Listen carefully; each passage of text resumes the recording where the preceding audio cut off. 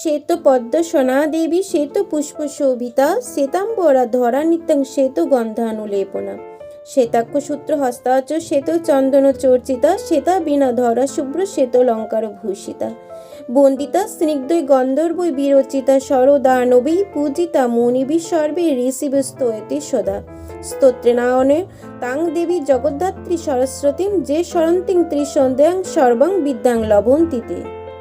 জয় গুরু জয় মা। শ্রী ঠাকুর গুরু মহারাজের আতুল চরণে অনন্ত কোটি প্রণাম জানিয়ে আজকের এই ভিডিওটি আপনাদের সামনে নিয়ে এসে গেছে মা সরস্বতী পূজা বসন্ত পঞ্চমী।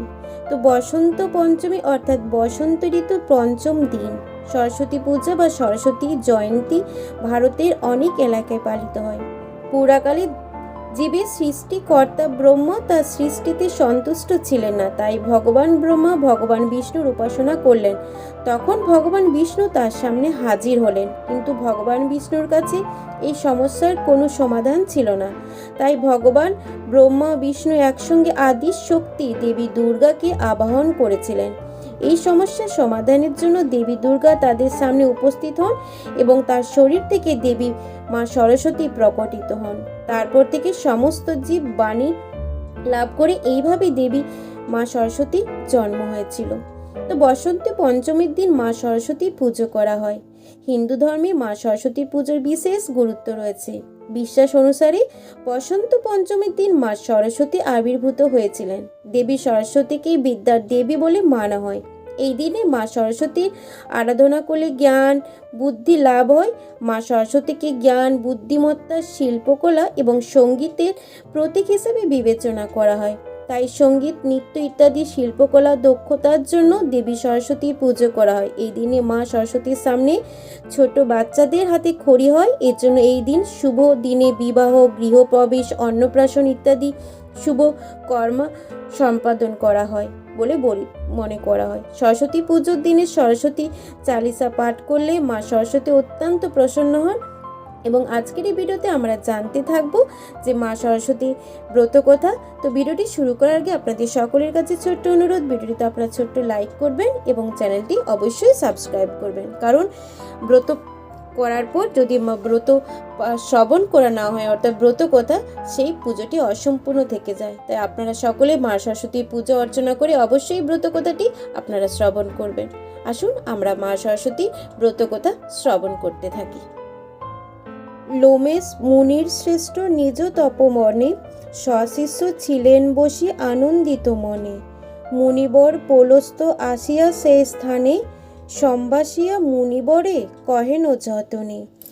নানা আলোচনা শেষে লোমেশ মুনিরে পোলস্ত জিজ্ঞাসা করে অতি ভক্তি ভরে কি করিলে নারী প্রতি সোয়াগিনী হয় তাহার বৃত্তান্ত ঋষি কহ সমুদয়।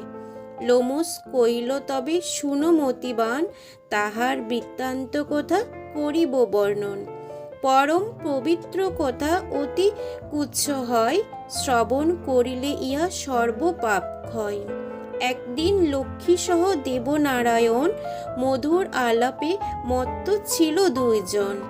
মলয় পর্বত মাঝে বৃক্ষ সমাকুলে সুভূষিত ছিল সব ফল আর ফুলে। সহ বরে পদ্মা বনে পদ্মা শোভা পায় ফুলে ফুলে অলিকুল সদা গুঞ্জরয়। সহসা নারদ ঋষি আসিয়া সেখানে ভক্তি ভরে প্রণমিল লক্ষ্মী নারায়ণে। নারদে দেখিয়া হরি জিজ্ঞাসে তখন কিবা হেতু ওহে ঋষি তব আগমন। নারদ বিনয়ে কহে দেবজনার্দনে গিয়াছিনু ওয়ে প্রভু তীর্থ পর্যটনে। নানা তীর্থ ভ্রমি শেষে গিয়া মর্তলোকে দেখি নরনারী ভোগে দুঃখ আর শোকে। মর্তের দুর্দশা হেরি কাঁদে মোর প্রাণ উপায় তাহার প্রভু করুণ বিধান। কি কার্য করিলে মর্তবাসী সুখে রবে কোন ব্রত ফলে সব দুঃখ দূরে যাবে। বিদ্যা বুদ্ধি নাই কারো নাহি কোনো জ্ঞান পাপ কর্মে সদারত সবাই অজ্ঞান। লক্ষ্মী সরস্বতী দোহে ছেড়েছে সবারে অন্যের লাগিয়া সবে আহাকার করে। বিদ্যাহীন সর্বে তারা পাপ কর্মে রত ধর্ম কর্ম ত্যাজি সবে পাপাচারে রত। কি কার্য করিলে প্রভু সবে শান্তি পায়, তাহার উপায় প্রভু বলুন আমায়। লক্ষ্মী দেবী বল শুনে, ওহে ঋষিবর, মহাপুণ্য ব্রত আছে সংসারে ভিতর। পূর্বে ইহা করেছিল দেবকন্যাগণ, সে ব্রত করিলে শান্তি পাবে নরগণ। করজোরে ঋষিবর জিজ্ঞাসে লক্ষ্মীরে, সে ব্রতের কি বা বিধি বলুন আমারে। লক্ষ্মী বলে, মন দিয়া শুনো তপোধন, ব্রতের বিধান আমি করিব বর্ণন। মাঘ মাসে শুক্লপক্ষে পঞ্চমী তিথিতে পালন করিবে ব্রত পরম ভক্তিতে। লক্ষ্মী আর সরস্বতী করিবে অর্চন, লেখনী আর মৎস্যাধার করিবে স্থাপন। ফলমূল নৈবেদ্যাদি সাধ্য উপাচারে, যতনে করিবে পূজা বাণী কমলারে। 6 বর্ষ পরে ব্রত হবে উদযাপন, ব্রত ফলে শান্তি পাবে নর নারীগণ। লবণবিহীন খাদ্য প্রথম বর্ষতে, 2 বর্ষ হবিষ্যান্ন খাবে বিধিমতে। 1 বর্ষ ফলমূল করিবে আহার, 1 বর্ষ উপবাস বিধান ও উহার।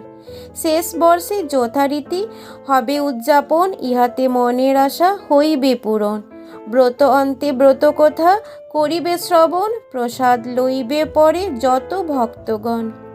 এই ব্রতের ফলে লক্ষ্মী সদা তুষ্ট রয়, কমলা অচলা রহে তাহারও আলোয়।